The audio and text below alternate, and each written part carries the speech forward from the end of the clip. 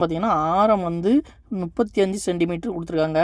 அப்போது அந்த மாட்டு வண்டி சக்கரை வந்து 154 மீட்ரு கடந்துச்சுன்னா அந்த சக்கரை வந்து எத்தனை முறை சுற்றி இருக்குன்னு கேட்டிருக்காங்க. அப்போது நம்ம சக்கரத்தோட சுற்றளவு கண்டுபிடிச்சி அதை இதில் வகுத்துட்டோம்னா எத்தனை முறை சுற்றுதுன்னு நம்ம கண்டுபிடிச்சிடலாம். வட்டத்தோட சுற்றளவு என்னது 2πr.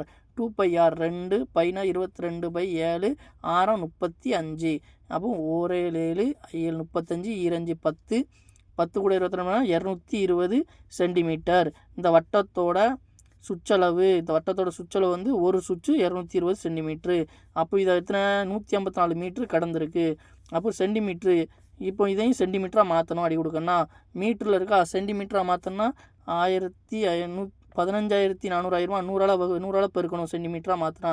இப்போ 0 0 அடிங்க 2 11 7 2 14 மீதி 1 7 2 14 0 ஒரு 11 70 70 சுற்றி இருக்கும். இதே மாதிரி ஒரு சம் கீழே கொடுக்குறேன். அதை நீங்கள் போட்டுட்டு கமெண்ட் செக்ஷனில் கமெண்ட் பண்ணுங்கள். ஆரம் வந்து 14 சென்டிமீட்டர் 44 மீட்டர் கடந்திருக்கு அப்படின்னா அதோட எத்தனை முறை சுற்றி இருக்குன்னு கண்டுபிடிச்சு சொல்லுங்கள்.